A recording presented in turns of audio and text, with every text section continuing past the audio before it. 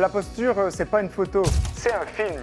Elle bouge, elle vit, elle raconte une histoire. Et pas une histoire banale. Elle nous parle du passé, des cicatrices, des peurs, des gestes répétés, du présent, des faiblesses, des tensions et parfois même de l'avenir et les risques qui arrivent à grands pas. C'est pour ça qu'on ne plaque pas une norme toute faite.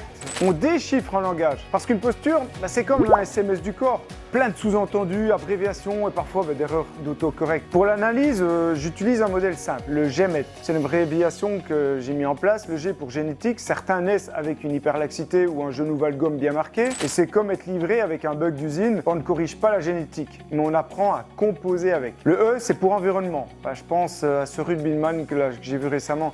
Son appui gauche restait en inversion permanente, donc le pied vers l'extérieur. Et ce n'était pas un défaut, c'était son pied d'appel programmé par des années à éviter les plaquages. Bref, son sport a sculpté son pied comme un artisan. M pour métabolique. Bon, là, j'ai en tête une patiente avec des douleurs partout. En réalité, le problème venait de son système digestif.